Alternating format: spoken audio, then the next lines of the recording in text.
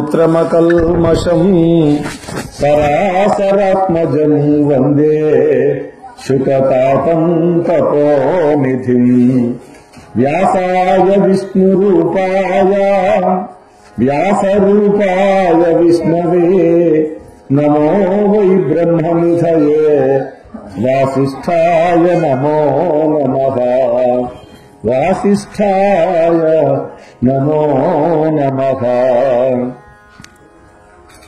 వాగర్థావివసౌ కృత్తం వాగర్థ ప్రతిపత్తయే జగతః పితరౌ వందే పార్వతీ పరమేశ్వరౌ ఆపదామపహర్తారం దాతారం సర్వసంపదాం లోకాభిరామం శ్రీరామం భూయో భూయో నమామ్యహం అంజనానందనం వీరం జానకీ శోకనాశనం కపీశమక్షహంతారం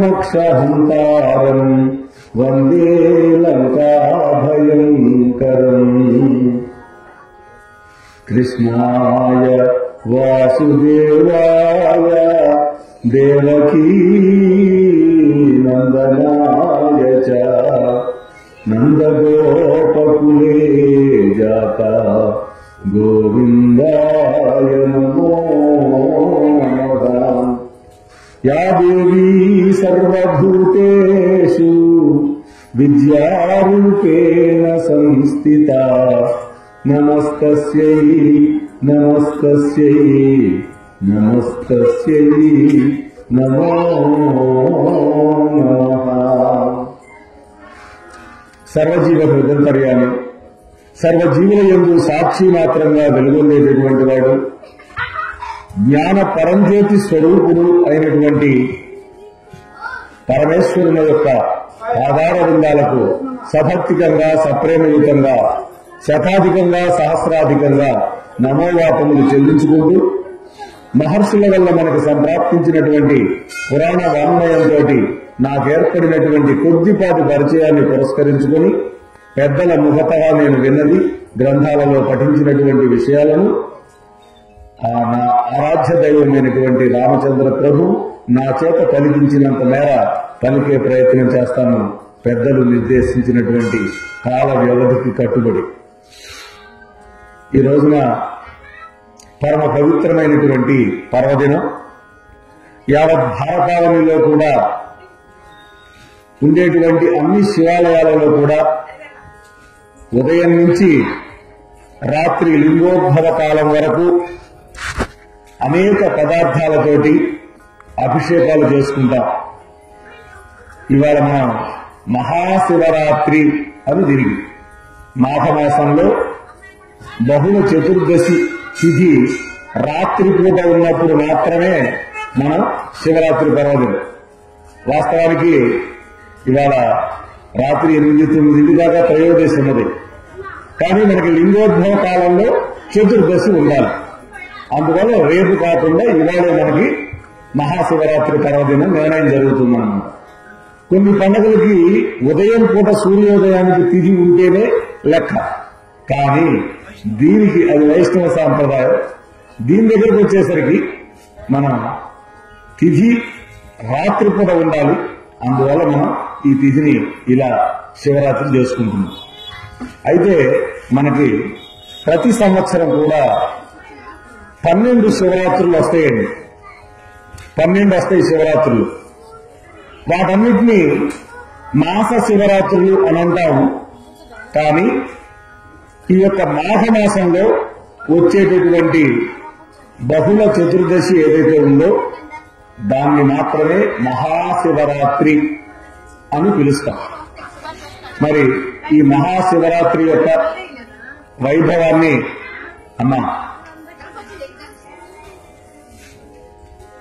మహాశివరాత్రి యొక్క వైభవాన్ని మనం ప్రశాంతంగా విన్నాం. ఇంటి దగ్గర మనకు ఎటు లౌకికమైన విషయాలు ఎప్పుడు ఉంటాయి. కానీ ఒక గంటన్నరైనా దేవాలయంలో ఉన్నప్పుడు కేవలం భగవత్ సంబంధమైనటువంటి విషయాలను విన్నప్పుడు మామూలు దినాల్లో విన్నదానికి పర్వదినాలలో పురాణం విన్నదానికి 1000 రెట్లు ఫలితం వస్తుందని పెద్దలు చెప్పారు. మామూలుగా మనం ఇళ్లలో వ్రతాలు చేసుకుంటాం, ఇళ్లలో పూజలు చేస్తాం. అదే పూజ ఒక శివాలయానికి వెళ్లి చేస్తే కొన్ని రెట్లు ఫలితం వస్తుంది. అదే స్వయంభూ లింగం దగ్గరికి వెళ్లి చేస్తే ఇంకా రెట్లు వస్తుంది. అదే జ్యోతిర్లింగం దగ్గరికి వెళ్లి చేయగలిగితే 1,000,000 రెట్లు ఫలితం ఇస్తుందని పెద్దలు చెప్పారు. చేసే పూజ అదే, కానీ చేసినటువంటి ప్రదేశాన్ని బట్టి, చేసినటువంటి కాలాన్ని బట్టి అది ఆధారపడి ఉంటుంది. అటువంటిది ఇవాళ మహాశివరాత్రి పర్వదినం. అమ్మా, దర్శనం చేసుకున్న వాళ్ళందరూ కూడా ప్రశాంతంగా కూర్చుంటే కాసేపు మింగులుగాను దయచేసి సహకరించండి. అసలు ఈ మహాశివరాత్రి అనేటువంటి పర్వదినం ఎలా మనకి వచ్చింది అనేది మనం తెలుసుకోవాలి ఫస్ట్. తర్వాత మిగతా విషయాలు తెలుసుకుందాం. పూర్వం ఇదంతా సృష్టి అంతా కూడా జలమయమైంది, ఎక్కడ భూమి అనేది లేదండి. అటువంటి సందర్భంలో వటపత్రశాయి అయినటువంటి విష్ణుమూర్తి ఆ మహార్ణవంలో ఒక మర్రి ఆకు మీద పడుకొని ఉన్నాడు. ఆయన తన బొటని వేలుని తానే చూపుతూ ఉంటాడు. మీరందరూ చూస్తుంటారు, ఆయన వటపత్రశాయి అని అంటారు. ఆయన అలా ధ్యానంలో ఉన్నాడు. ఆయన ఎవరిని ధ్యానం చేస్తాడని మీకు అనుమానం రావాలి. ఆయన శివుణ్ణే ధ్యానం చేస్తాడు. విష్ణుమూర్తి ఎప్పుడు శివుని ధ్యానం చేస్తాడు, శివుడు ఎప్పుడు విష్ణుమూర్తి ధ్యానం చేస్తాడు. అందుకనే శివుడికి కేశవుడికి మధ్య భేదం లేదు. ఎవరైతే భేదం పాటిస్తారో వాడు నరకంలో పడతారని శాస్త్రం చెప్పింది. అందుకనే విష్ణు సహస్రనామం మనం చూస్తే శివస్య హృదయం విష్ణు, విష్ణువస్య హృదయం శివ అని మనకి శాస్త్రం చెప్పింది. అనేక పురాణాలు మనం పరిశీలించిన ప్రతి పురాణం కూడా ఇదే ప్రతిపాదన చేసింది. అందువల్ల అసలు ఉన్నది ఒకటే పరబ్రహ్మము.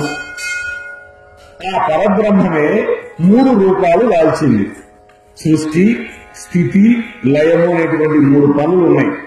వాస్తవానికి 5 పనులు ఉన్నాయి.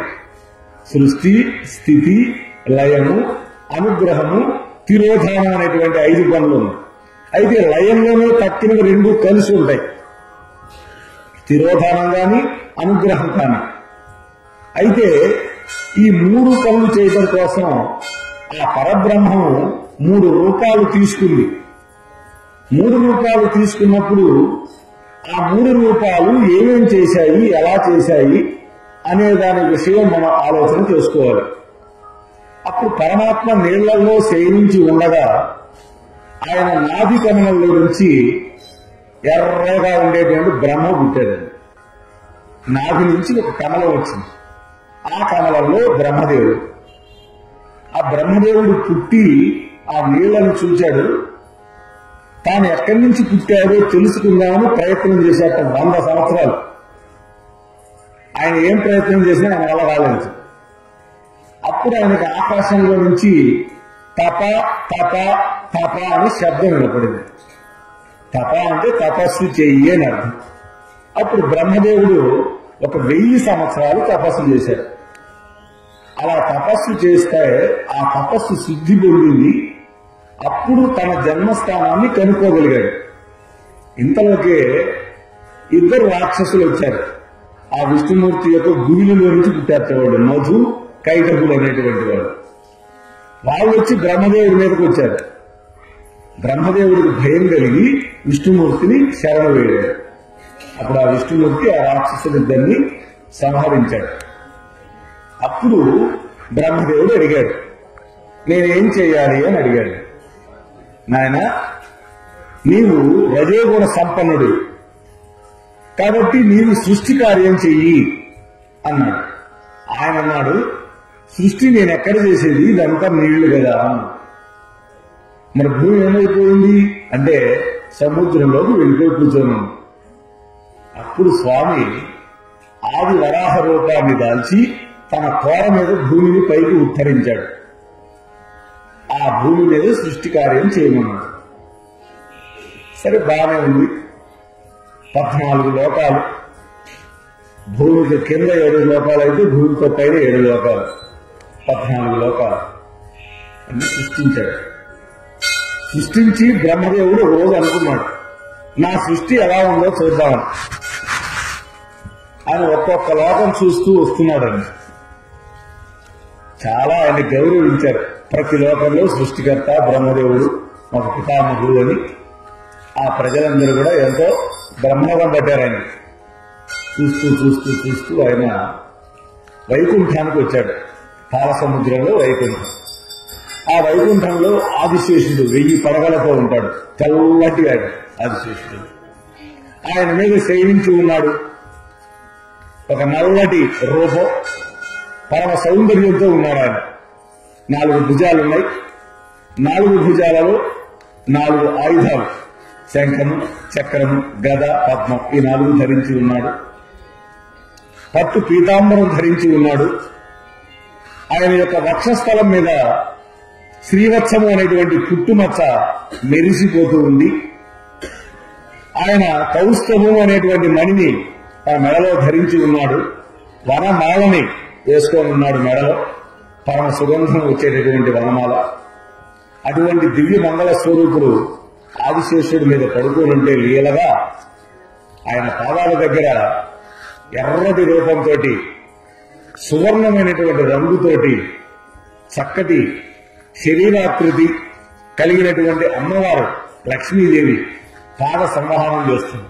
అంటే పాదాలు ఎత్తుతుంది పరమాత్మ. బ్రహ్మదేవుడు వెళ్ళాడు. ఈ శివుని, ఈ యొక్క విష్ణుమూర్తిని చూచాడు.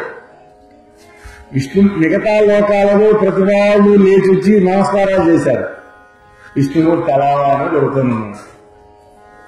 ఈయన కోపం వచ్చింది.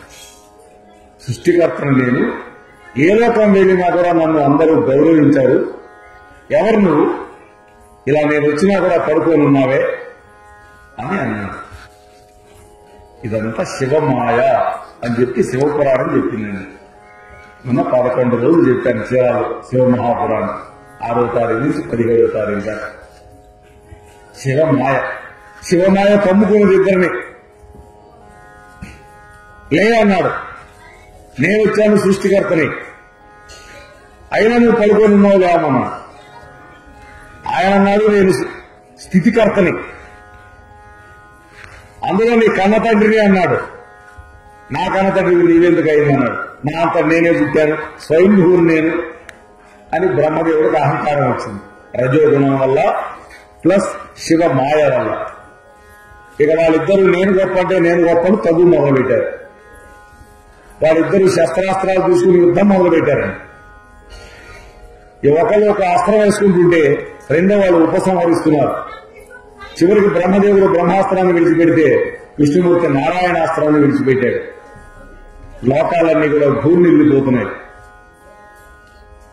ఆ సమయంలో దేవతలందరూ కూడా పరిగెత్తుకుంటూ కైలాసం దగ్గరికి వెళ్లారు. కైలాస పర్వతం, హే శంకర, అభయంకర, ఈ విష్ణు బ్రహ్మలిద్దరు కూడా మేము గొప్ప అనే అహంకారంతో యుద్ధం చేసుకుంటూ ఉంటే ఘోరమైనటువంటి పరిస్థితి ఏర్పడింది.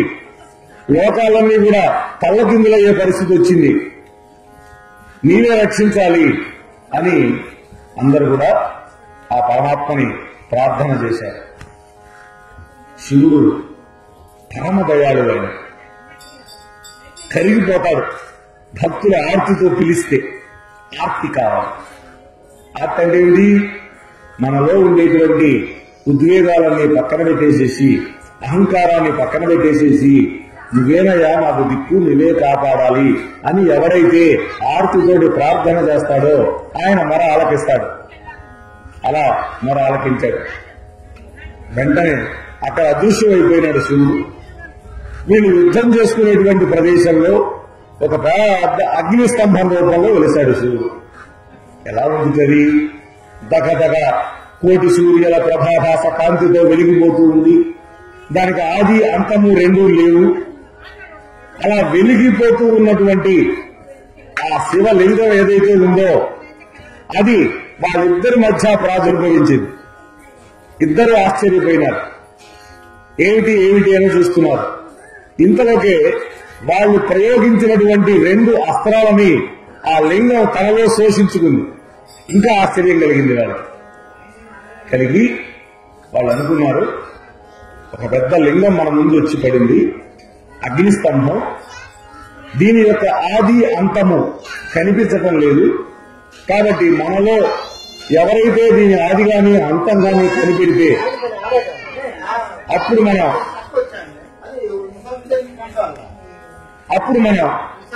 ఎవరు గొప్ప తెలుస్తుంది. ఏమంటే ఉపన్యాసం జరుగుతుంది కదా, దయచేసి ఒక్క నిమిషం సమయం పాటు.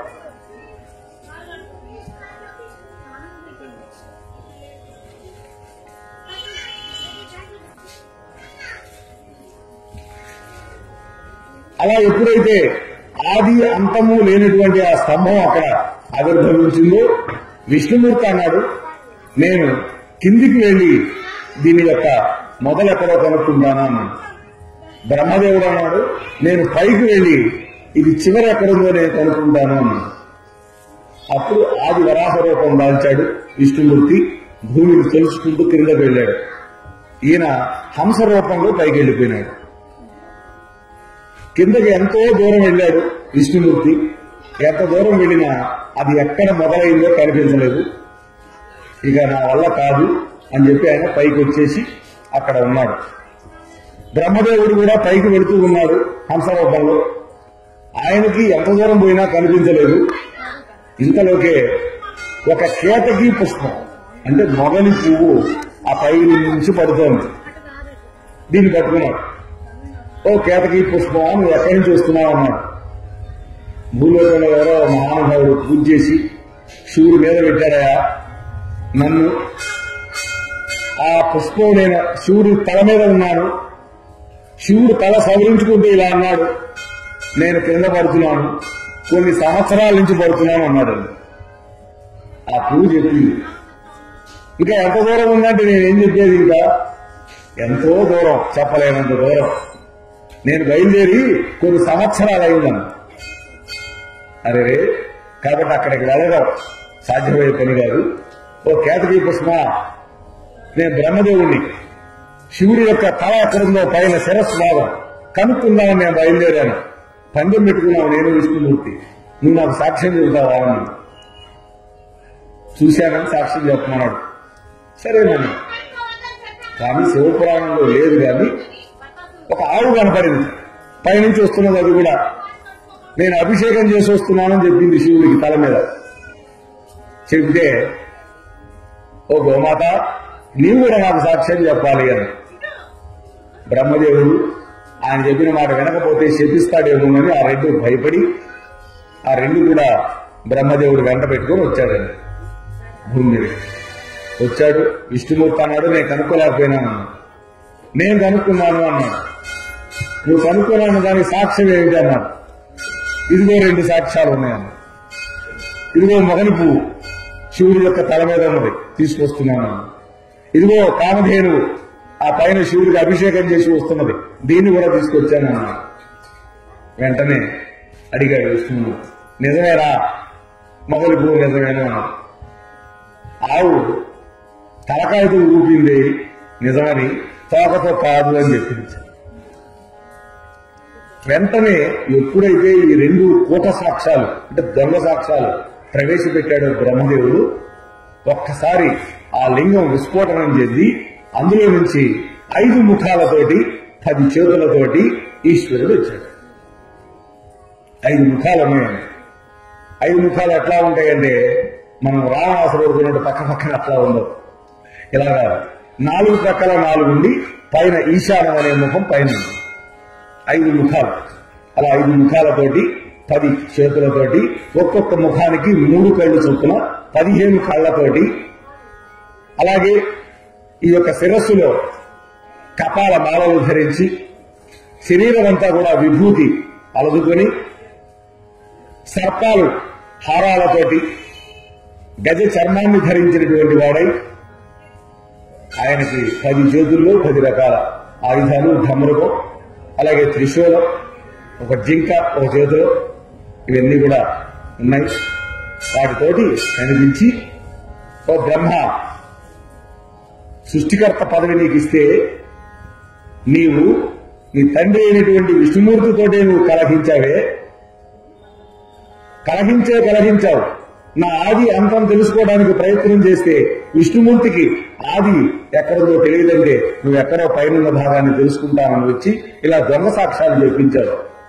కాబట్టి ఇక నుంచి భూలోకంలో నీకు దేవాలయం ఉండకుండుగాక అని చెప్పించాడు. అందుకనే బ్రహ్మదేవుడు గుళ్ళు ఉండవు. మనకి చేబ్రూరులో మాత్రం ఒక్క గుడి ఉంది బ్రహ్మదేవుడికి. గుంటూరు జిల్లా చేబ్రూరు పొరుగురు దగ్గర ఇంకెక్కడ బ్రహ్మదేవుడు గుళ్ళు ఉండవు. సరే, వెంటనే కేతకీ పుష్పాన్ని చేపించాడు. ఇక నా పూజకు నువ్వు పనికిరావు అన్నాడు. ఆవుని చూశాడు. నువ్వు తలతో అబద్ధం చెప్పావు, తోకతోటి నిజం చెప్పావు కాబట్టి నీ యొక్క వెనక భాగం మాత్రమే పూజార్హం అవుతుంది, నీ శిరస్సుకు పూజ లేదన్నా. అందుకని ఇప్పటికీ ఆవుకి ఎక్కడ పూజ చేస్తాం? వెనకాల భాగం. ముందు బొట్టు పెట్టినప్పటికీ కూడా పృష్ఠ భాగానికే పూజ. దీనికి ఇంకో కారణం కూడా ఉన్నది. సకల దేవతలు వచ్చి కూర్చున్నారు ఆవులో. 33 కోట్ల దేవతలు వచ్చి కూర్చున్నారు. చిట్ట చివరికి లక్ష్మీదేవి వచ్చిందిరా. ఇంతమంది ఉన్నారు, నేను కూడా నీలో ఉంటానని. నువ్వు ఉంటాను కుదరదను ఆవు. ఎందుకని? నువ్వు చెంచలవి, నీకు ఒక చోట స్థిరంగా నివాసం లేదు, అక్కర్లేదు పోమను. అట్లా కాదు, కనీసం నీ యొక్క పృష్ఠభాగంలో ఉంటాను అంటే గోవు యొక్క మయం, పేడ, గోవు మూత్రం, ఈ రెండిట్లో నేను ఉండాలి అని కోరుకున్నాను. అందుకనే ఇప్పటికీ యజ్ఞం చేసినా, ఒక యాగం చేసినా, ఒక పెళ్లి చేసినా, ఒక గృహప్రవేశం చేసినా ఆవును తీసుకెళ్లి అందులో కట్టేసి అది మలమూత్రాలు 2 విడిచిపెడితే గాని మనం అక్కడ శుద్ధి జరగదు. గుర్తుపెట్టుకోవాలి. అంత పవిత్రత వచ్చింది అమ్మవారు ఉండటం వల్ల. లక్ష్మీదేవి ఆ రెండిట్లో ఆమె నేను ఉన్నాను అని చెప్పింది. అందుకని లక్ష్మీప్రదం అన్నమాట. ఆ ఆవు కనుక అక్కడ వెళ్లి పేడ వేసినా, అక్కడ మూత్రం విడిచిపెట్టిన కొత్త ఇంట్లో మనకి జయం. అందుకని ఆవును తీసుకెళ్లి మనం అలా చేస్తాం. సరే, వెంటనే బ్రహ్మదేవుడు కాళ్ళ మీద పడ్డాడు. ఈశ్వర, నీ మోహంలో పడిపోయినాయా నేను రజోగుణం యొక్క నేను గుణానికి లోనైనా, కోపం వచ్చేసింది, నేను గొప్ప అనే అహంకారం వచ్చింది. నా కన్న తండ్రి అయినటువంటి విష్ణుమూర్తి మీదకే నేను కత్తి చూశాను, నన్ను క్షమించు, నాకు పూజార్హత లేదన్నావే అని అంటే, అప్పుడు శివుడు మందహాసం చేసి, నాయన ఇక నుంచి పెళ్లిళ్లలో పేరంటాల్లో ఒక పురోహితుని పిలుస్తాం, ఆయన బ్రహ్మాను పిలుస్తారు, బ్రహ్మస్థానం. అలాగే అనేకమైనటువంటి విషయాలకి బ్రహ్మ అనేటువంటి పదం వస్తుంది. బ్రహ్మచెవుడు అంటాం మనం. చెవుడు బ్రహ్మచెవుడు, పెద్ద చెవుడు అయితే బ్రహ్మచెవుడు. అలాగే నీ పేరుతోటే విష్ణుమూర్తికి ఉత్సవాలు జరుగుతాయి, బ్రహ్మోత్సవం అని అంటాం. కాబట్టి ఉత్సవాల్లో బ్రహ్మోత్సవం. ఇలా బ్రహ్మ అనేటువంటి పదం అనేకమైనటువంటి ఉత్కృష్టమైనటువంటి ముందు వస్తుంది. కాబట్టి నీకు అని ఆయనకు వరం ఇచ్చాడు. కేతకీ పుష్పం ఏడిచింది, నేను కూట సాక్ష్యం చెప్పినందుకు నాకు శిక్ష పడింది, కానీ నన్ను కూడా అనుగ్రహించండి అన్నారు. ఒక్కటి చేయి, నా భక్తులందరూ నిన్ను తల్లో ధరిస్తారు, వాళ్ళు ధరిస్తే ఈ మొగలి పువ్వుని నేను ఆనందిస్తాను అన్నాడు. ఆ మాట దొరుకుతూ ఇంకొక మాట చెప్పాడు శివుడు. ఎక్కడైతే నా లింగం ఉన్న చోట పందిరిలో వేస్తారో ఆ పందిరులకి తోరణాలుగా అలంకరణకి ఇది పనికొస్తుంది, నా పూజకు మాత్రమే పనికిరాదు. నేను అలా సంతోషిస్తాను, నీ యొక్క మధురమైనటువంటి ఆ యొక్క వాసన ఉందే అది నేను ఆఘ్రానిస్తాను అని శివుడు వరం ఇచ్చాడు. అలాగే గోమాతకి పృష్ఠభాగం అనేది పూజార్హని దానికి వరం ఇచ్చాడు. అలా ఇచ్చిన తర్వాత ఆ అగ్ని స్తంభం ఏర్పడినటువంటి ప్రదేశం ఏదయ్యా అంటే అరుణాచలం. ఇది తెలుసుకోవాలి. దాన్ని తమిళం వాళ్ళైతే తిరువన్నామలై అని అంటాం, మనం అరుణాచలము అని అంటాం. అరుణగిరి, ఆ కొండే ఈ యొక్క జ్యోతి స్తంభమే కొండగా మారిపోయింది. అసలు అరుణాచలంలో కొండ మొత్తం శివుడే. అందుకని అరుణాచలంలో ఏం చేస్తారు? అక్కడ మల ప్రదక్షిణ, గిరి ప్రదక్షిణం చేస్తారు. అంటే శివుడు చుట్టూ ప్రదక్షిణం చేసినట్టే 8 మైళ్ళు ఉంటుంది, సుమారు 12 కిలోమీటర్లు. పూర్వం అయితే కార్తీక మాసంలో పౌర్ణమి రోజు కృతికా నక్షత్రం చంద్రుడితో ఉన్నప్పుడు చేసేవాడు. అలా మేము 2-3 సార్లు వెళ్ళాను. కానీ ఇప్పుడు ప్రతి పౌర్ణానికి కూడా ఈ గిరి ప్రదక్షిణ జరుగుతుంది. అలాగే మనకి ఈ బృందావనం దగ్గర గోవర్ధన గిరికి కూడా గిరి ప్రదక్షిణ ఉంది, పరిక్రమ అంటారు దాన్ని. అలా జరుగుతుంది. అలా అక్కడ ఏర్పడిందని. అలా ఏర్పడినటువంటి ఆ యొక్క అగ్నిస్తంభం తర్వాత శివుడు ఒక మాట చెప్పాడు. అప్పటికి దేవతలందరూ వచ్చేశారు అక్కడికి, బ్రహ్మ విష్ణువు దగ్గరికి. శివుడు అక్కడ ఒక మాట చెప్పాడు. ఈ జ్యోతి స్తంభం ఉన్నదే, ఈ స్తంభంలో ఉన్నటువంటి జ్యోతిని 12 భాగాలు చేస్తాను నేను. ఆ 12 భాగాలని 12 లింగాలలో ప్రవేశపెడతాను. అవి జ్యోతిర్లింగాలు అని చెప్పాడు. కాబట్టి అలా 12 జ్యోతిర్లింగాలు ఈ యొక్క అగ్నిస్తంభం నుంచి ప్రాదుర్భవించినాయి.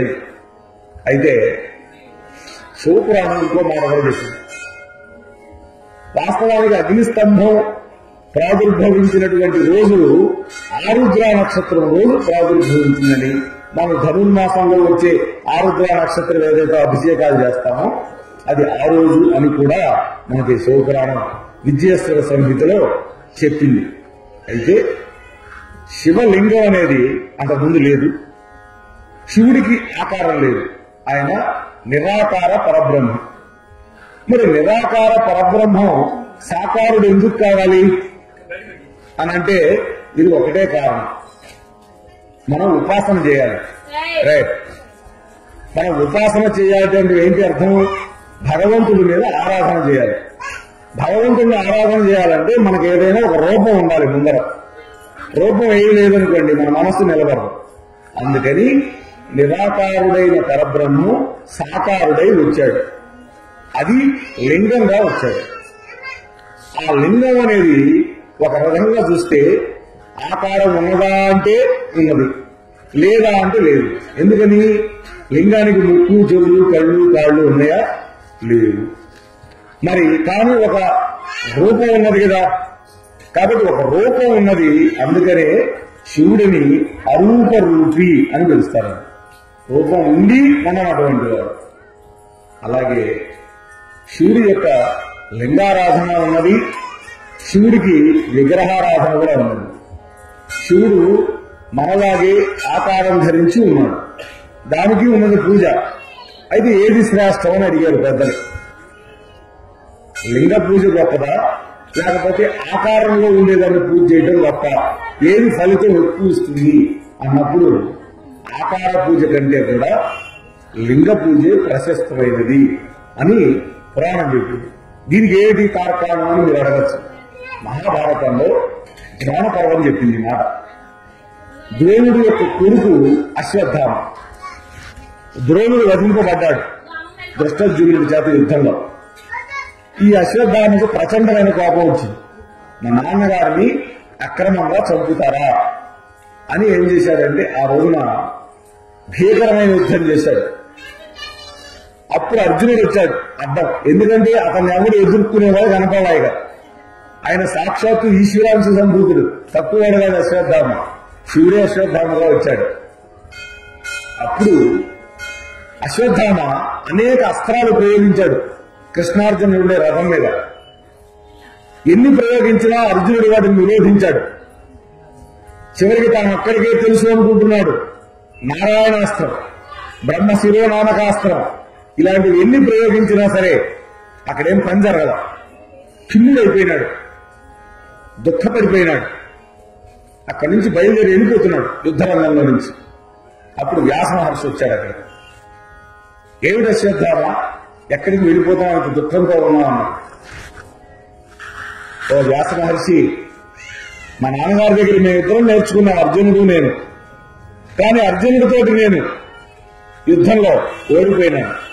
నేను ఏ అస్త్రాలు వేసినా ఆయన వాటన్నింటినీ ఉపసంహరించేశాడు. నాకు అర్థం కాక వెళ్ళిపోతున్నాను అన్నాడు.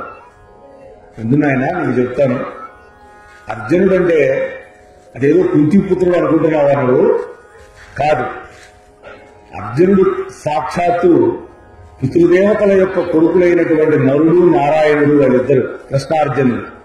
నరుడు నారాయణుడు బద్రికావనంలో తపస్సు చేసేవాడు.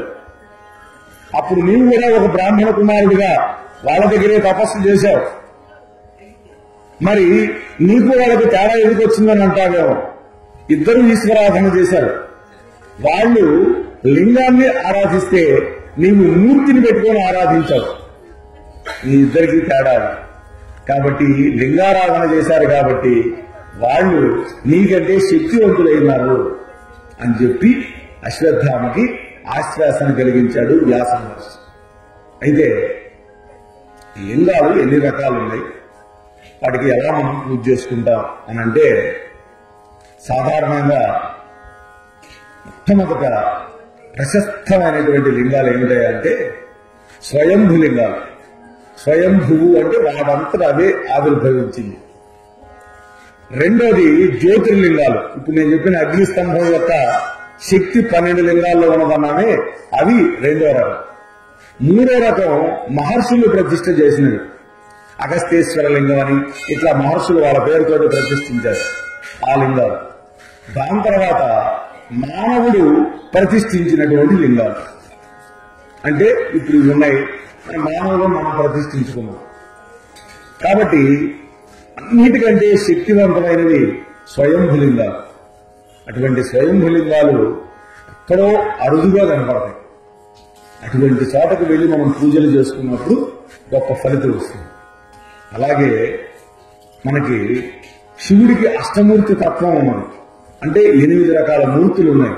ఆ 8 మూర్తులతో కూడా 8 రకాల దేవాలయాలు ఏర్పడ్డాయి. అంటే పంచభూతాలు 5. పంచభూతాలు తెలుసు కదా మీకు, నీరు, నిప్పు, గాలి, ఆకాశం, జలం, ఇవి ఉన్నాయి కదా. ఈ 5 కలిపి మన పంచభూతాలు అంటాం. అలాగే ఈ పంచభూతాలతోటి 5 లింగాలు ఏర్పడ్డాయి. జంబుకేశ్వరంలో జలలింగం ఉంది. జంబుకేశ్వరం అంటే మనం శ్రీరంగం పక్కనే ఉంటుంది జంబుకేశ్వరం, అక్కడ జలలింగం. మనకు పక్కనే ఇక్కడ శ్రీకాళహస్తి వాయులింగం ఉంది. అరుణాచలం చెప్పుకున్నాం, అగ్నిలింగం ఉంది అక్కడ. అలాగే కంచి ఏకాంబరేశ్వర గుడిలో భూతత్వంతో ఉన్నటువంటి లింగం ఉంది అక్కడ. అలాగే చిదంబరంలో వాయులింగం ఉంది. ఈ 5 అయిపోతే పంచభూత లింగాలు ఇంకా 3 ఉన్నాయి. ఆ 3 సూర్యలింగం కోణార్కలో ఉంది, చంద్రలింగం సీతాగుండంలో ఉంది, మరి ఇంకోటి చివరిది యజమాన లింగం, అది కాఠ్మండూలో ఉంది. ఇది అష్టమూర్తి తత్వం శివుడిది. 8 చోట్ల ఈ లింగాలు ఉన్నాయి. ఇవి కూడా గొప్ప ప్రాశస్త్యం పొందినవి. ఇవి స్వయంభూ లింగాలు. వీటిని ఆరాధించినప్పుడు ఎక్కువ మనకి శక్తి అక్కడ ఉంటుంది ఆ లింగాలు. తర్వాత మనం జ్యోతిర్లింగాలు అనుకున్నాం. జ్యోతిర్లింగాలు 12. ఈ 12లో మన దక్షిణాదిలో 2 ఉన్నాయి. ఎక్కడెక్కడ ఉన్నాయి 2? రామేశ్వరంలో రాముడు ప్రతిష్ఠించినటువంటి లింగం, అలాగే మన శ్రీశైల మల్లికార్జునుడు 2 జ్యోతిర్లింగాలు మన రాష్ట్రంలో ఉన్నాయి. మీరు షిరిడి కనుక పోయిస్తే షిరిడీకి దగ్గరలో 2 ఉన్నాయి. ఒకటి కృష్ణేశ్వరం అని ఒకటి ఉంది, ఇంకొకటి త్రయంబకేశ్వరం 2 ఉన్నాయి. అక్కడ నాసిక్ అనేటువంటి చోట ఆ 2 గోదావరి తీరంలో ఉన్నాయి. తర్వాత కాశీ మనం అందరం విన్నాం పేరు, అక్కడ విశ్వనాథుడు అక్కడ ఒక జ్యోతిర్లింగం. దారుకావనంలో నాగేశ్వర లింగం. అలాగే మనకి సోమనాథేశ్వరుడు అని మనకి పశ్చిమ తీరం సముద్ర తీరంలో ఉంది. ఇలా ఈ 12 జ్యోతిర్లింగాలు చాలా ప్రశస్తి పొందినటువంటివి. ఇటువంటి పర్వదినాలలో గ్రహణం రోజుల్లో గాని, సూర్యుడు సంక్రమించే రోజుల్లో గాని, అలాగే పర్వదినాలలో గాని ఎవరైతే ఇటువంటి గొప్ప క్షేత్రాలకు వెళ్లి పూజలు కనుక చేసుకుంటే, అభిషేకాలు చేయించుకుంటే 1,000,000 రెట్లు ఫలితం వస్తుంది. కాబట్టి జన్మకో శివరాత్రి అన్నారు పెద్దవాళ్ళు. అంటే ఏంటి జన్మకో శివరాత్రి అంటే, ఎన్నో మనకి మానవ జన్మ ఇచ్చాడు భగవంతుడు. ఈ జన్మలో అనేక శివరాత్రులు వచ్చినాయి. ఒక్క శివరాత్రి అయినా సరే అటువంటి క్షేత్రానికి వెళ్లి మనకు దగ్గరలో ఉన్నటువంటి క్షేత్రానికి పూజ చేసుకుంటే మంచిది. చాలా మంది ఏమనుకుంటారంటే మన ఇంట్లోనే పూజ చేసుకోవచ్చు కదా అనుకుంటారు.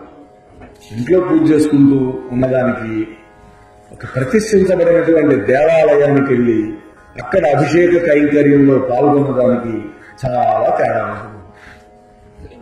అందువల్ల అక్కడికి వెళ్ళినప్పుడు అక్కడ ప్రతిష్ఠింపబడి ప్రతిరోజు అర్చనలు జరగటం వల్ల మహానుభావుల చేత అక్కడ శక్తి ఉద్భవిస్తుంది. మనం ప్రదక్షిణం చేస్తాం గుళ్ళో. ఏం ప్రయోజనం ప్రదక్షిణం చేస్తే? మనకేదైనా ఎక్సర్సైజ్ అనుకుంటామా? అది కాదు. శివాలయానికి వెళితే 3 ప్రదక్షిణలు చేయాలన్నా, విష్ణుమూర్తి ఆలయానికి వెళితే 4 చేయాలి. లెక్కలు ఉన్నాయి. నవగ్రహాల దగ్గరికి వెళ్తే తక్కువలో తక్కువైతే 3, సమయం ఉంటే 27. 3 9 27, 9 మంది కదా ఉండేది, 9 3 27. సమయం లేకపోతే 3. శివాలయానికి వస్తే 3. అలాగే శివాలయంలో మామూలు ప్రదక్షిణ ఉంటుంది, చండికేశ్వర ప్రదక్షిణ ఉంటుంది. చండికేశ్వర ప్రదక్షిణ చేయాలి అంటే గురుముఖంలో ఉపదేశం పొంది మాత్రమే చేయాలి, చేతకాకుండా చేయాలి. కాబట్టి మామూలు ప్రదక్షిణం చేసుకోవాలి. ప్రదక్షిణం చేసేటప్పుడు మనకు కుడి వైపున దేవాలయం ఉండాలి. మన కుడి చేతి వైపు గుడి కనిపిస్తూ ఉండాలి. అంటే అలా ప్రదక్షిణం చేస్తాం. ఏమిటి ప్రదక్షిణం చేస్తే అని కనుక మనం ఆలోచన చేస్తే, ప్రతిష్ఠింపబడినటువంటి ఆ లింగం అర్చనలు చేయడం, దాని కింద ఒక యంత్రం ఉంటుంది. యంత్రం అంటే మిషన్ కాదు. యంత్రం అంటే రాజు రేటు మీద చెక్కబడినటువంటి దాన్ని యంత్రము అంటారు. ఆ యంత్రాన్ని స్థాపన చేస్తారు. అక్కడ చేసి దాని మీద లింగాన్ని ప్రతిష్ఠ చేస్తారు. వేద మంత్రాలతో ప్రతిష్ఠ చేస్తారు.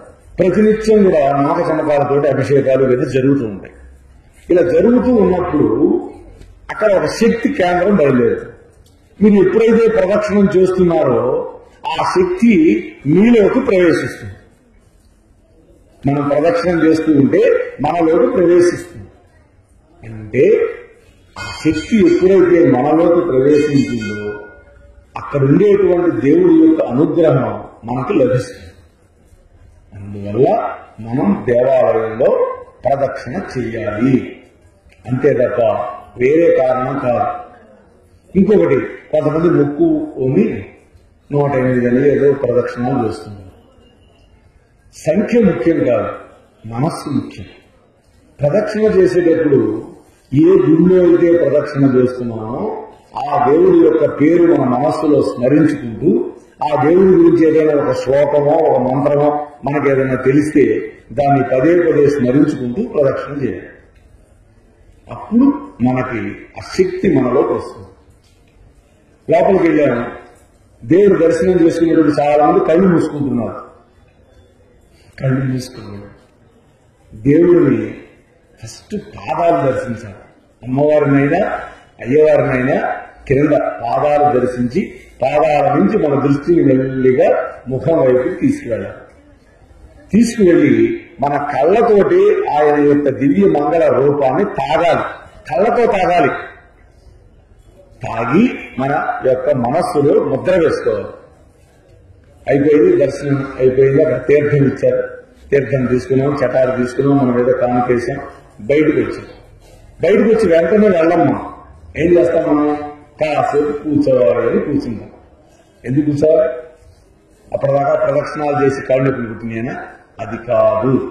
ఎందుకు కూర్చోవాలంటే అక్కడ కూర్చొని ఇందాక మనం దర్శించినటువంటి పరమాత్మ యొక్క దృశ్యాన్ని మనం మన మెదడులో బంధించాం కదా, దాన్ని మళ్ళీ మనోనేత్రంతో అక్కడ కళ్ళు మూసుకొని దర్శించాలి. అక్కడ మూసుకోవాలి కళ్ళు, దేవుడిని చూస్తూ కళ్ళు మూసుకోకూడదు. రెండోది, దేవుడు దర్శనం చేసుకునేటప్పుడు చాలా మంది దేవుడు ఎదురుగా నిలబడి నమస్కారం పెడుతున్నారు. అలా ఎప్పుడు భగవంతుడికి ఎదురుగా నిలబడి పెట్టండి. ఒకవైపుకు తిరిగి మనం భగవంతుని చూస్తూ నమస్కారం చేయాలి. అలాగే విష్ణువాలయాల్లో అయితే గరుష్మూర్తుడికి ఆ విష్ణుమూర్తికి మధ్య మనం అడ్డవాడకూడదు. అదే శివాలయాల్లో అయితే నందీశ్వరుడికి శివుడికి మధ్యకి వెళ్ళకూడదు. ఎందుకని? నందీశ్వరుడు పరమభక్తుడే. ఆయన నిరంతరం ఎప్పుడు ఏం చేస్తుంటారు? శివుడినే చూస్తుంటాడు. నందీశ్వరుడికి అడ్డం వచ్చే హక్కు ఒక్కళ్ళకే ఉన్నది. ఎవరి వాళ్ళు? పూజారి గారు. పూజారి గారు కూడా శివుడు అంతటి వాడు. శివుడు అంతటి వాడైతేనే శివుడికి పూజ చేయగలుగుతాడు. కాబట్టి శివస్వరూపం ఆయన్ని అలా భావన చేసి ఆయన నమస్కారం చేసుకోవాలి. అలా ఆయన ఒక్కడికే ఉంది హక్కు. మనం ఎవ్వరం కూడా నందీశ్వరుడికి కానీ శివుడికి మధ్య వెళ్ళకూడదు. ఏ దేవాలయానికి వెళ్ళినా అక్కడ ఎదురుగా ఉంటాడు ఆయన వాహనమో లేకపోతే ఆయన యొక్క భటుడు, వాళ్ళకి ఎదురుండు, వాళ్ళకి అడ్డం పడదు. వాళ్ళు ఎప్పుడు దృష్టి ఎప్పుడు పరమేశ్వరుని దర్శిస్తుంటారు. మరి మనం ఏం చేయాలి?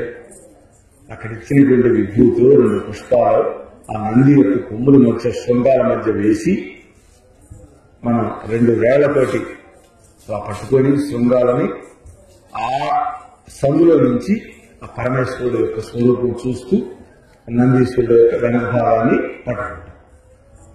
దీనికి 2 పద్ధతులు చెప్తున్నారు. ఒక్కో దేవాలయాలు ఒక్కో ఆగమ శాస్త్రం.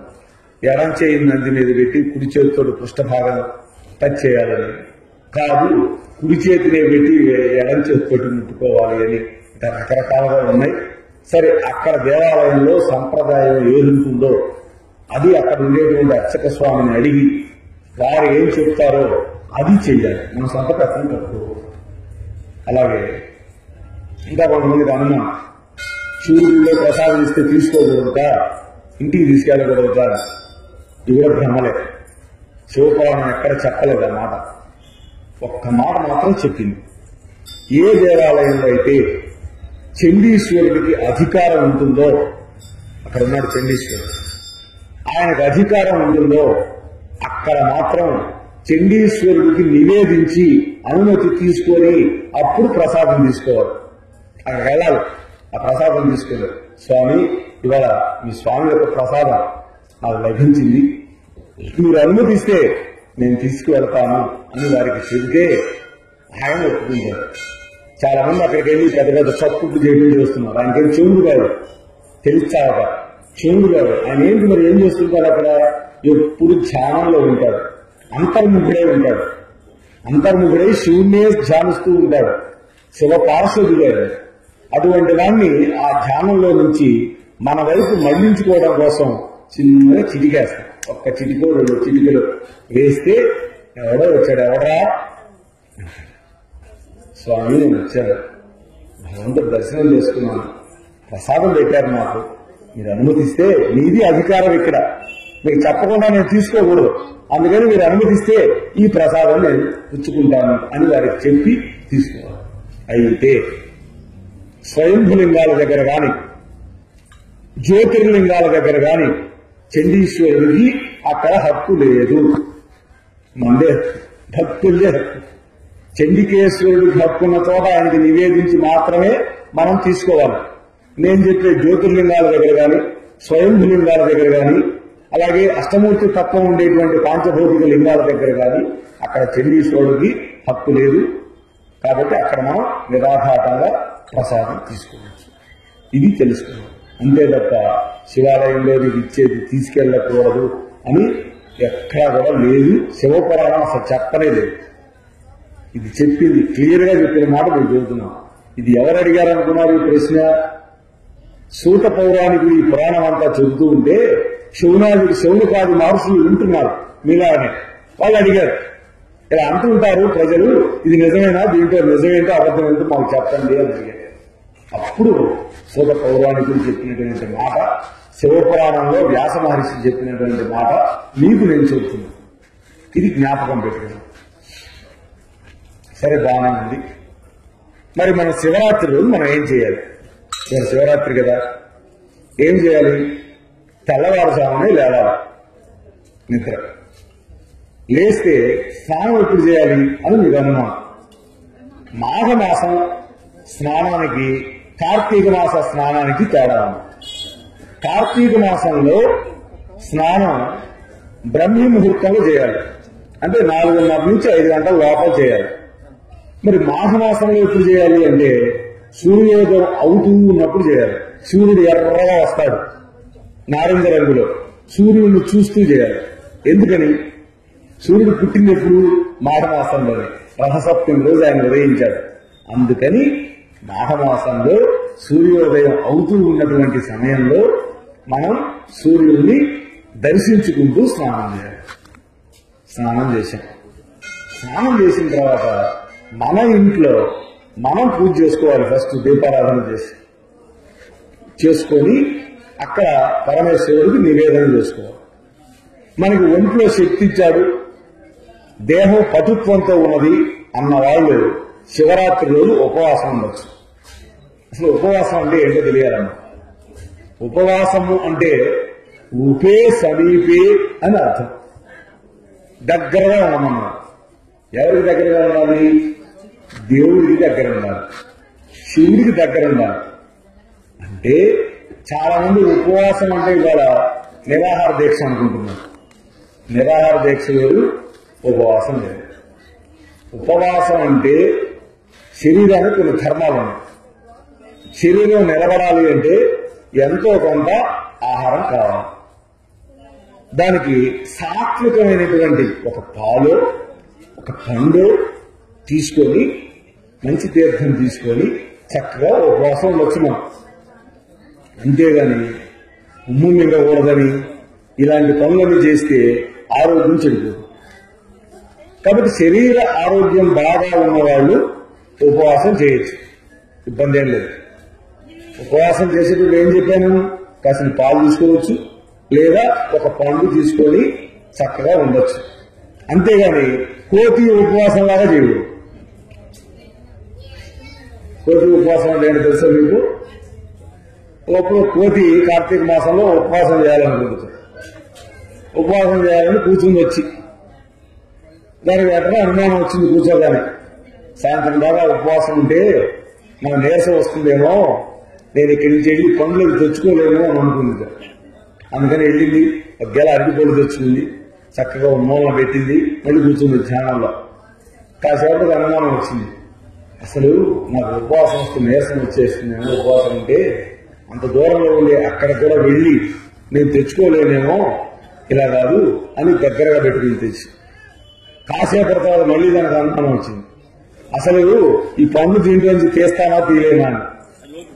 అందుకని ఓపికంటుందా ఉండదాన్ని అవన్నీ ఒలిచి పక్కన పెట్టి ఇంకా సేపటి తొక్కలు వేస్తానా లేదా అనుకుంది. తొక్కలు కూడా ఒలుచుకొని అక్కడ పెట్టి ఇంకా సేపుగా అనుకుంది, అరే రే అసలు నేను నవ్వుతానా నవ్వలేనా, నా పరిస్థితి ఏమవుతుందో అని నోట్లో పెట్టుకొని జపం చేసుకుందాం అనుకుంది. ఒక పన్ను నోట్లో పెట్టుకుంది, నోరు ఊరింది. అరే నోట్లో పెట్టుకున్నాను కదా, ఈ ఒక్కటి తింటాలే అనుకొని తిన్నది. అది తినగానే రుచిగా ఉన్నాయి. బా ఇవన్నీ తిందామని మొత్తం తినేసరికి దానికి ఏమొచ్చింది? నిద్ర వచ్చింది. ఇక అంతే, అది కోతి ఉపవాసం. అందుకని ఏం చెప్పారు పెద్దవాళ్ళు?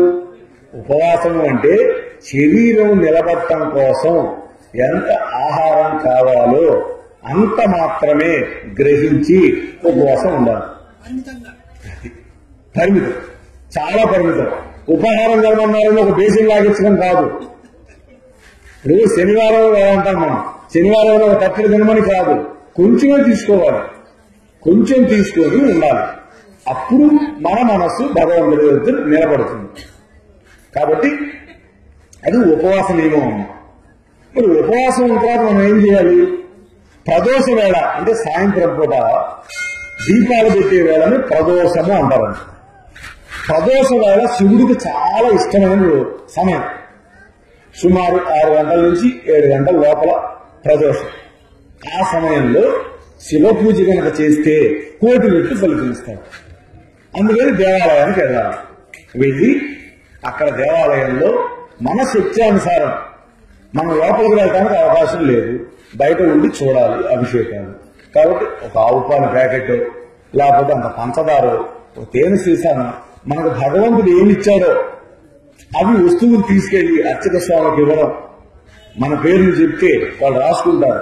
ఏదో మనకు తోచిన దక్షిణ 50, 100, 25, 20 మనకు భగవంతుడు ఎంత ఇచ్చాడో అంతా వాళ్ళకి ఇచ్చి మన పేరు రాయించుకుంటే ఆమెకు అభిషేకాలప్పుడు మన పేర్లు చదువుతారు, మన గోత్రనామాలు చెబుతారు. అప్పుడు మనం ఇచ్చిన ద్రవ్యాలు కూడా అక్కడ పూజలో కైంకర్యంలో ఉపయోగపడ్డాయి. ఇబ్బడిగా భగవంతుడు ఇస్తారు. కాబట్టి ఇది గుర్తుపెట్టుకోవాలి. అందుకని ఏం చేయాలి? చక్కగా మనం పూజా ద్రవ్యాలు, మనకి బెల్వ వృక్షం ఉంది ఇక్కడే. బెల్వ దళాలు అనేవి చాలా ముఖ్యమైనవి. ఆ బెల్వ దళాలు భగవంతుడి మీద పెట్టాలి. ఆ బెల్వ దళాన్ని శివుడి మీద పెట్టిన దాన్ని ఎవరైతే దర్శిస్తాడో, అసలు స్పర్శించిన వాడికి ఇది చెప్పే పనే లేదు. దర్శించినంత మాత్రాన వాడి పాపాలన్నీ పటాపంచలేదు. ఇంత గొప్పది స్త్రీ వృక్షం అంటారు. అంటే సాక్షాత్తు లక్ష్మీదేవే బెల్వ వృక్షంగా వచ్చింది. ఆ బెల్వానికి 3 దళాలు ఉంటాయి. 3 దళాలు 3 గుణాలకు ప్రతీకలని పెద్దవాళ్ళు చెప్తారు. కాబట్టి అటువంటి బిల్వ దళాలు పూజకి వినియోగిస్తాం. అలాగే అభిషేకానికి అనేక ద్రవ్యాలు కావాలి. ఆవు పాలు కావాలి. ఆవు పాలు వీలైనంత వరకు ఆవుల దగ్గర నుంచి పిండించినవి 100% మంచివి. మధ్య మార్గం టెట్రా ప్యాక్. టెట్రా అనేది మనకి లభించలేదు, అది తెచ్చుకోవచ్చు.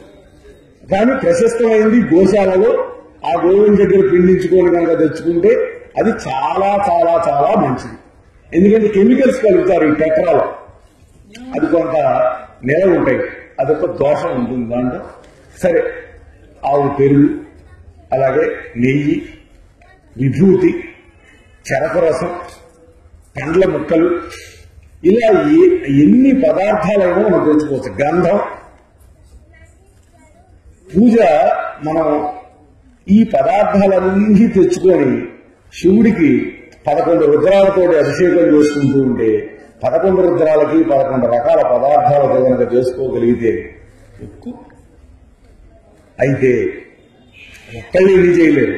మనం తలా ఒకటి తెచ్చామనుకోండి, అప్పుడు ఏమవుతుంది, అన్నిటితోటి భగవంతుడికి అక్కడ కైంకర్యం జరుగుతుంది. మనం చక్కగా అందరం కూర్చొని అక్కడ దర్శించుకోవచ్చు. ఇలా అభిషేకం అనేది దర్శించాల్సినటువంటి సమయం ఈ యొక్క శివరాత్రి. అనేక పదార్థాలతోటి అభిషేకం. అయితే లింగోద్భవ కాలము అని పెద్దలు దీనికి ప్రతి సంవత్సరంలో ఒక సమయం నిర్ణయం చేస్తున్నారు. ఈ సంవత్సరం 12:24 లింగోద్భవ సమయాన్ని నిర్ణయం చేశారు. అంటే ఆ సూర్యోదయం, ఆ సూర్యాస్తమయం, అలాగే ఆ చతుర్దశి తిథి వచ్చినటువంటి సమయం, ఇవన్నీ లెక్కలు కట్టి నిర్ణయం చేస్తారు లింగోద్భవ కాలాన్ని. ఆ లింగోద్భవ కాలంలో ఎవరైతే బిల్వదళాలతోటి అలంకరించబడినటువంటి శివుణ్ణి దర్శించుకుంటారో వాళ్ళకి 1,000,000 రెట్లు ఫలితిస్తాడు పరమాత్మ. కాబట్టి అంటే మనం ఏం చేయాలి, నిద్రపోకుండా జాగరణ చేయాలి. జాగరణ ఏంటి? జాగరణ అంటే ఏదన్నా టీవీలో వచ్చే దిక్కుమాలిన సినిమా సీరియల్స్ చూస్తూ కూర్చోడమా? అది కాదు. జాగరణ అంటే అది నిద్ర మేలుకోవడం, దానివల్ల ప్రయోజనం లేదు. జాగరణము అంటే ఏంటంటే నువ్వు ఏ పరమాత్మునైతే దర్శిస్తున్నావో ఆ పరమాత్ముని యొక్క దివ్య నామం ఉన్నది. ఓం నమః శివాయ పంచాక్షరి మంత్రం. పంచాక్షరి మంత్రం ఒక్కదానికే గురువుపదేశం లేకపోయినా చేసుకోవచ్చు అని చెప్పారు పెద్దవాళ్ళు. మిగతా మంత్రాలు మన ఇష్టం వచ్చినట్టు చేయడానికి లేదు. మీరు స్తోత్రాలు చేసుకోవచ్చు, శ్లోకాలు చదువుకోవచ్చు, మంత్రం మాత్రం చేయడానికి లేదు. గురువుపదేశం లేకపోయినా మనం ఓం నమః శివాయ మంత్రం చేసుకోవచ్చు. ఆ మంత్రం చేసుకుంటూ శివుణ్ణి దర్శించుకుంటూ జాగరణ చెయ్యాలి.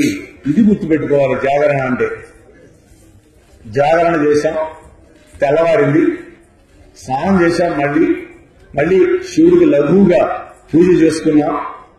తర్వాత మనం భోజనం చేయొచ్చు. భోజనం చేసి రాత్రి నిద్రపోలేదు కాబట్టి పగలంతా నిద్రపోవడం తప్పు. ఆ ఫలితం పోతుంది కాడి. పగలు నిద్రపోకూడదు. మళ్ళీ నక్షత్రాలు వచ్చాక మళ్ళీ నువ్వేదో ఆహారం తీసుకొని అప్పుడు మాత్రమే నిద్రకు ఉపక్రమించాలి తప్ప రాత్రల్లా నిద్రగాచాము పగలు నిద్రపోదాము అనేటువంటిది కూడా తప్పు. కాబట్టి శివరాత్రి రోజు జాగరణ చేయాలి, శివుడి యొక్క అభిషేకం చూసుకొని దర్శించాలి. ఇలా ఎవరైతే చెయ్యగలుగుతారో, జన్మకు ఒక్క శివరాత్రి అయినా ఇలా చేయగలుగుతామో వాళ్ళకి ఫలితం భగవంతుడు ఇస్తారు. సరే, మీకు అనుమానం, వృద్ధాప్యం వచ్చింది, ఇంట్లో నుంచి మంచం మీద నుంచి కూడా కదిలే పరిస్థితి లేదు, అలాంటి వాళ్ళకి ఎట్లా అని అంటే వాళ్ళు మనస్సులో స్మరించుకున్నంత మాత్రాన భగవంతుడా వృద్ధాప్యంలో ఉన్నాను, కళ్ళు కనపట్టలేదు, కాళ్ళు నడిచే స్థితిలో లేవు, అక్కడికి వెళ్ళినా కూర్చునే శక్తి నాకు లేదు, నా సర్వాంగాలలో శక్తి హీనమైపోయింది, నువ్వే నాకు దిక్కు అని చెప్పి ఆయన్ని నామం స్మరించినంత మాత్రాన వాడికి ఇస్తారు ఫలితం. అది మనం గుర్తుపెట్టుకోవాలి. స్నానంగా చేయలేకపోవచ్చు, అంత విభూతి వాడి మీద చల్లితే చాలు, స్నానం అయిపోయినట్టే, శుద్ధి అయిపోయినట్టే. అది అంత ప్రశస్తమైనది ఆ శివరాత్రి. ఆ శివరాత్రి మహత్యం గురించి శివపురాణంలో అద్భుతమైనటువంటి కథ చెప్పారు. ఒక అడవి, ఆ అడవిలో ఒక భిల్లుడు ఉన్నాడు. భిల్లుడు అంటే ఒక బోయేవాడు. భార్య ఉంది, తల్లి తండ్రి ఉన్నారు, అతనికి పిల్లలు ఉన్నారు. వీడు ప్రతిరోజు అడవికి వెళ్తాడు, వేటాడతాడు, జంతువుల్ని తెస్తాడు. ఆ జంతువుల్ని అక్కడ పెట్టేసేస్తే వాళ్ళు వంట చేసుకుని తింటారు. అవే ఇలా జరుగుతూ ఉంది. ఆ రోజు శివరాత్రి వాడికి తెలియదు, వాళ్ళ ఇంట్లో వాడికి తెలియదు. రోజుట్లాగానే వెల్లంబులు తీసుకున్నాడు. వాడికి తాగడానికి ఒక కొడ లాంటిది, తాబేటి బుర్ర అంటారే, అందులో నీళ్లు పోసుకున్నాడు. ఆ చంక తగిలించుకొని ఆ బాణాలు తీసుకొని వెళ్ళాడు. పగలల్లో తిరిగాడమ్మా. అక్కడ ఏ ఒక్క జంతువు దొరికితే ఒట్టు. ఆశ్చర్యంగా ఉన్నవాడు. రోజు ఒకటో రెండో కొట్టి ఇంటికి తీసుకెళ్లేవాడు. ఒక్క జంతువు కూడా కనపట్టాల. లేదు, కనపడినా కూడా బాగా వస్తే దొరకటల్లా, వెళ్ళిపోతుంది. పొద్దు కూగింది, వాడిలో కసి పెరిగింది. ఎట్టయినా సరే ఇవాళ పొద్దు కూగినా సరే జంతువులు తీసుకెళ్లాలని అనుకున్నాడు. అమ్మ వెళ్ళాడు, మంచినీళ్ళు అయ్యి కాసిన తాగాడు. ఆ బుర్రలోడు వాడు ఏదో ఆహారం ఏం లేదా, ఇక్కడ దొరికితే తిందాం అనుకున్నాడు. అడవిలో ఏం దొరకలా. వాడు ఆ రోజు ఆహారం లేదు. ఆ రోజు శివరాత్రిని వాడు తెలియదు. ఇంతలోకే అక్కడ ఒక నీటి మడుగు కనపడింది. వాడు ఆలోచించాడు, ఏదో ఒక జంతువు మంచినీళ్ళు కావడానికి ఇక్కడికి రాకపోతుందా, నేను దాన్ని బాణం వేసి పట్టకపోతానా, ఇంటికి తీసుకెళ్తాను కదా అని వాడు ఆలోచించాడు. ఆలోచించి చెట్టు ఎక్కాడు.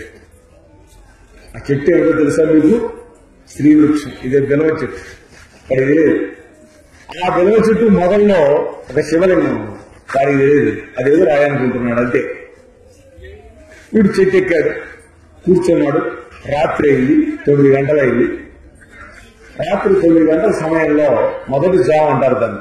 మొదటి జాము 9:22 వరకండి, తెలుసుకోండి.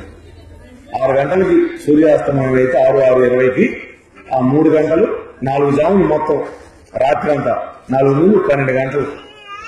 మొదటి జాము పూర్తవుతున్నది, 9 గంటలైంది.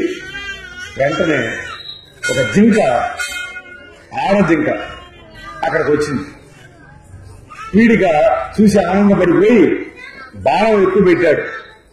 బాణం ఎక్కువ పెట్టినటువంటి సందర్భంలో ఈ బాణం ఇలా లాగగానే వెనకాల ఉండేటువంటి ఆకులకు తగిలి ఆ ఆకులు కొన్ని ఊడిపోయి పడ్డాయి. కింద ఎక్కడ పడ్డాయి? వచ్చేవి కరెక్ట్ గా శివలింగం మీద పడ్డాయి. అలాగే వాడి తాబేడు బుర్రలో నీళ్లు ఉన్నాయి, అది ఒలికిపోయింది. అది కొంచెం నీళ్లు వచ్చి శివలింగం మీద పడ్డాయి. శివలింగం మీద నీళ్లు పడ్డాయి, బెల్ల దళాలు పడ్డాయి. అప్పుడు ఏమైంది? శివుడు ఏమనుకున్నాడు? వీడు నాకు అభిషేకం చేశాడు అనుకున్నాడు. వీడు నన్ను బిలవదళంతో అర్చించాడు అనుకున్నాడు. కూర్చోండి మాకు పాల్గొండే. ఎప్పుడుండే లౌకికమైన విషయాలు తప్పదు. అలా అనుకున్నాడు. 9 అయింది. ఆ సమయంలో జరిగింది. వీడు బాణం ఎక్కువ పెడితే అది చూచింది ఆ జింక. ఓ నిషాదుగా, నీకు నమస్కారం. నేను ఇంటి దగ్గర నా భర్త ఉన్నాడు, చిన్న పిల్లలు ఉన్నాయి, మానస భాషలో మాట్లాడింది అది. నువ్వు అనుమతిస్తే నేను ఇంటికి వెళ్ళి వాడికి పాలిచ్చి నా భర్తకు వాటిని ఒప్పజెప్పి మీకు ఆహారంగా వస్తాను అన్నాడు. గౌరవాడు అన్నాడు, పగలల్లా నాకేం దొరకలా, దొరక్క నువ్వు దొరికావు. ఈ మాట నమ్మి నిన్ను విడిచిపెడితే నువ్వు మళ్లీ వస్తావని ఏమిటి నమ్మకం? అప్పుడు అనేక ఒట్లు పెట్టింది. నేనే గనక రాకపోతే, మాట తప్పితే గోవులు చంపినంత పాపం నాకు వచ్చుగాక ఒట్లు పెట్టి, వెంటనే ఈ ఒట్లు పెట్టి దాని యొక్క మనస్సు, దాని యొక్క మాట, దాని ఆకారం ఇవన్నీ చూసి వాడిలో జాలి కలిగింది. సరే అనుమతి తీసుకున్నాను, వెళ్ళేసి వెంటనే వచ్చేయాను. వెళ్ళిపోయింది. అది వెళ్ళింది. వీడు చెట్టు మీద అలానే కూర్చున్నాడు. ఎప్పుడు వస్తుందా అని చూడాలి కాబట్టి వీడు నిద్రపోతే కుదరదు. అందుకని వీడు ఏం చేస్తున్నాడు? మెలకుతూనే ఉన్నాడు. సుమారు 12:20 అయింది. ఆ టైంలో ఇంకొక జింక వచ్చింది. అది రాలా, మొదటిది రాలా. ఇంకో జింక, అది కూడా ఆడ జింకే. ఆ జింక వచ్చింది. వాడు ఇది చూసి ఎక్కువ పెట్టాడు. మళ్ళీ ఎక్కువ పెడితే మళ్ళీ నీళ్లు పడ్డాయి. మళ్ళీ 4 బిలవగాలు ఆ లింగం మీద పడ్డాయి. రెండో జాము పూజ అయిపోయింది. మళ్ళీ ఆ జింక కూడా అడిగింది ఇలానే, ఇంటికి వెళ్ళొస్తాను, భర్త ఉన్నాడు, పిల్లలు ఉన్నాడు అని చెప్పి. ఎలా నమ్మేది అని. అప్పుడు అబద్ధాలు చెప్పేవాడు రౌరవాది నరకాలకు వెళ్తాడంటారు. నేను కనుక అబద్ధం చెప్తే నేను అటువంటి నరకానికి వెళ్తాను అని చెప్పి ఎప్పుడైతే ఆ మాట చెప్పిందో వీడు కూడా నమ్మి వెళ్ళమన్నాడు. ఆ జింక కూడా వెళ్ళింది. కాసేపటికి మగ జింక వచ్చింది. ఎన్ని గంటలకు వచ్చింది మగ జింక? మగ జింక 12 అయిపోయింది, 3 గంటల చిల్లరలో వచ్చింది. 3వ జాములో మగ జింక వచ్చింది. మళ్ళీ అలానే ప్రయత్నం. మళ్ళీ నీళ్లు పడ్డాయి, మళ్ళీ దళాలు పడ్డాయి. మళ్ళీ ఆ జింక కూడా ఇలానే చెప్పింది. ఏం చెప్పింది? నాకు 2 భార్యలు ఉన్నారు ఇంటి దగ్గర, 2 పిల్లలు ఉన్నారు. ఆ 2 పిల్లల్ని 2 భార్యలకు అప్పచెప్పి నేను వస్తాను అని చెప్పింది. సరే నేను విడిచిపెట్టాడు. 4వ జాము వచ్చింది. ఆ టైంలో అన్ని వచ్చేసినాయి అక్కడికి. 3 జింకలు, 2 పిల్లలు. ఎన్ని? 5. అవి ఏమనుకున్నాయో తెలుసా? అక్కడ మగ జింక వెళ్ళి ఇలా జరిగింది, నేను ఆహారంగా వెళతాను, ఈ 2 పిల్లల్ని మీరు పోషించుకోండి అని చెప్పి 2 పిల్లలని చెప్పింది. భార్యలు అన్నాయి, తండ్రి లేని పిల్లలకు పెంపకం ఏం జరుగుతుంది, కాబట్టి నేను వెళ్తాను, ఇదిగో ఈ పెద్ద భార్యని మా అక్కయ్యని పెట్టుకొని నువ్వు ముందు అన్నా. రెండో అన్నది, నువ్వు పోతే నీకే పుణ్యం, నాకే ఉంది, నేను మాటిచ్చి వచ్చాను, అక్కడ నేను ఒట్లు పెట్టుకొని వచ్చాను, కాబట్టి నేను కూడా రావాల్సిందేనా. అప్పుడు ఆ పిల్లలు అన్నాయి, తల్లి తండ్రి మీరు వెళ్ళిన తర్వాత మేము మాత్రం ఎందుకుంటాం ఇక్కడ, మాకు మాత్రం పుణ్యం అక్కర్లేదా, మేము కూడా ఆహారం అవుతాము ఆ నిషాదుడికి అని వాళ్ళు కూడా వచ్చారు. 5 వచ్చినాయి. ఆనందపడిపోయినాడు. 1 వస్తుందనుకుంటే 5 వచ్చినాయి. మళ్ళీ ఎక్కువ పెట్టాడు బాణం. మళ్ళీ శివుడి మీద అభిషేకం జరిగింది. అప్పుడు శివుడు ప్రత్యక్షమైనట్టు. 4వ జాములో తనకి అభిషేకం జరిగింది, బిల్వార్చన జరిగింది. శివుడు ప్రత్యక్షమైన లింగంలో నుంచి, ఓ నిషాదుగా, వాళ్ళ శివరాత్రి అని తెలియకపోయినా ఏమి తినలేదు, రాత్రల్లా మెలుగులతో ఉండి 4 జాములలో నాకు లింగార్చన చేశావు, కాబట్టి నీకు మోక్షం ఇస్తున్నాను రా. వాడి జ్ఞానం అబ్బింది. వాడు అన్నాడు, ఈశ్వర, నాకు మోక్షం మీరు ఇచ్చేటైతే ముందుగా ఈ జింకలకు అనుగ్రహించండి. ఎంత పరమ ధర్మాత్ములు, ఇటువంటి వాళ్ళకి అనుగ్రహం లేకుండా మీరు నాకు మోక్షం ఇచ్చినా నాకు వద్దు అన్నాడు. అప్పుడు పరమేశ్వరుడు ఆ జింకలకి, ఆ నిషాదుడికి, అందరికీ కూడా మోక్షాన్ని ప్రసాదించాడు. అది శివరాత్రి రోజు జరిగినటువంటి ఘట్టం. అది శివరాత్రి వైభవం. శివరాత్రి రోజు తెలియక చేసినా తెలిసి చేసినా, వాస్తవానికి తెలిసి తాకినా తెలియక తాకపోయినా నిప్పు కాలుస్తుంది. కానీ శివుడు అలా కాదు, తెలియకుండా చేసినా కూడా అనుగ్రహిస్తాడు. అలా ఎంతో మందిని అనుగ్రహించాడు ఆయన. మనకు ఎంత సమయం ఉందో మీరు చెప్పాలి. మీరు సమయం చెప్పండి. ఇప్పుడు ఎంత అయింది సమయం? 8:55. ఓకే. ఎందుకంటే శివుడు వైభవం చెప్పడం మొదలు పెడితే 3 గంటలు పుస్తకం తీయలే. ఇంకా పుస్తకం తీశానంటే ఇంకా అసలు ఇంకా ఎంతసేపు పడుతుందో నాకే తెలియదు. అందుకని శివుడు నాకు జ్ఞాపకం ఇచ్చిన వరకు కొన్ని ఘట్టాలు మీతో పంచుకోవడానికి ప్రయత్నం చేస్తున్నాను పర్వదినం రోజు. కాబట్టి అటువంటి శివరాత్రి పర్వదినం రోజు తెలిసి చేసినా తెలియక చేసినా మనం చేసినటువంటి ఫలితాలు మనకు దక్కుతాయి. ఇప్పుడు ఒక భిల్లుడే, శ్రీకాళహస్తిలో తెన్నడు అనేటువంటి వాడు పరమ మూఢుడు. వాడికి భక్తి అంటే ఏంటో తెలియదు. అటువంటి వాడు శివుడు లింగానికి తడిసిపోతూ ఉన్నదని తన యొక్క పైన ఉన్నటువంటి మాసిపోయిన వస్త్రం కప్పెట్టాడు. శివుడికి అది పెద్ద పట్టు పీతాంబరం కప్పినంత ఆనందపడ్డాట. మరి ఆయనకి మనం మాంసాలు మనం నైవేద్యం పెట్టాం భగవంతుడికి ఎవరు, వాడు పచ్చి మాంసాలు తెచ్చిపెట్టాడు. శివుడు తింటలేదని ఇది పచ్చిగా ఉందని తింటలేదని అని కాల్చి పెట్టాట తెచ్చి, అలా పెట్టిపోయినాడు వాడు. తర్వాత పూజారి వచ్చాడు, చూస్తే ఏముంది భయంకరంగా ఉంది పరిస్థితి. అక్కడ అవన్నీ ఎవరినో పిలిపించి క్లీన్ చేయించి ఏందిరా ఈ పరిస్థితి అనుకున్నాడు. మళ్ళీ మరుసటి రోజు వచ్చాడు, మళ్ళీ ఇదే పరిస్థితి.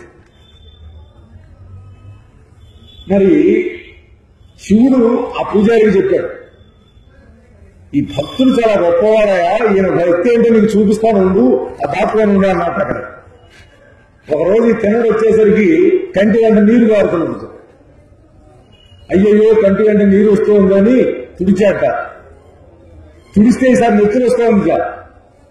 అయ్యయ్యో మా పెద్దవాళ్ళు చెబుతారే కంటికి కంటే మందు, కంటికి కన్నే మందు, కాబట్టి నా కన్ను తీసి నీకు పెడతామని ఒక కన్ను తీసి పెట్టాడు. ఒక కన్నే ఉండేది, రెండో కన్ను కూడా కన్ను రావడం మొదలుపెట్టింది. అరే రే ఎట్లా రెండో కన్ను వస్తుంది, నాకు కనపడదు కదా ఆ కన్ను, నేను నా కన్ను పీకి పెట్టాలండి అని తన కాళ్ళను పెట్టాటండి ఆ కన్ను దగ్గర గుర్తు కోసం. రెండో కన్ను పీకడానికి ప్రయత్నం చేశాడు. ఆ వెనకాలన్నటువంటి పూజారి బ్రాహ్మడు హాహాకారాలు చేస్తున్నట్ట. ఏమిట్రా ఈ పరిస్థితి అని. అప్పుడు శివుడు ప్రత్యక్షమైనాడు. నీకేం కావాలో కోరుకోమన్నా. జ్ఞానం ఇచ్చాడు ముందు. పరమేశ్వరుడు ఎప్పుడు ముందు జ్ఞానం ఇస్తాడు. దక్షిణామూర్తి స్వరూపంలో ఉండే ఆయన వాడు స్తోత్రం చేశాడు పరమేశ్వరుని. మోక్షం కావాలని మోక్షం ప్రసాదించాడు.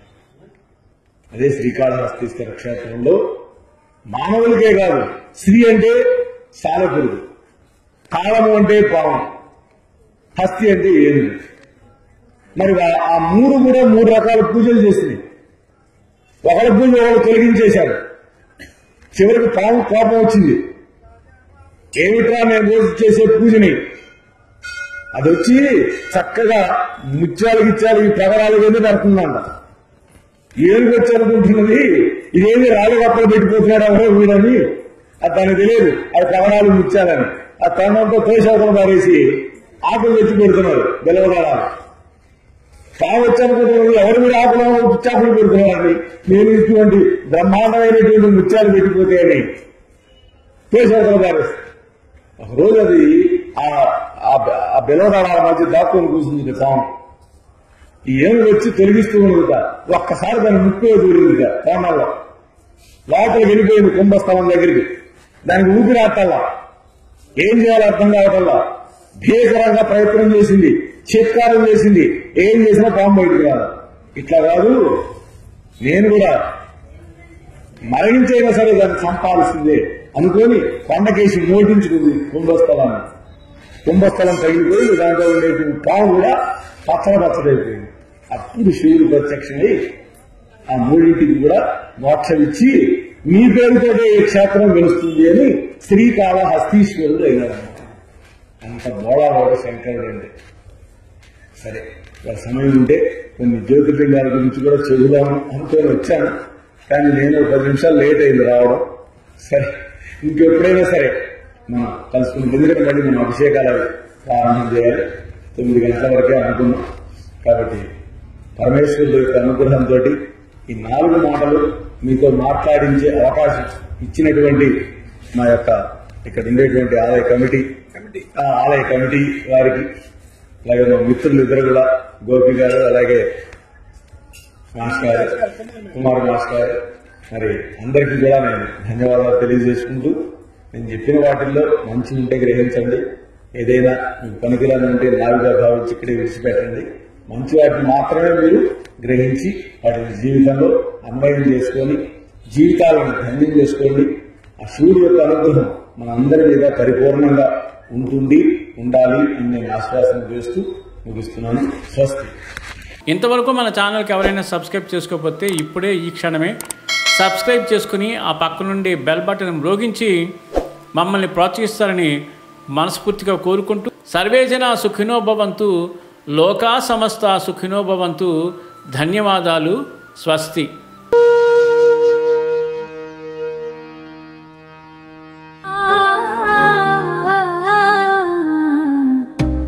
మోహనవా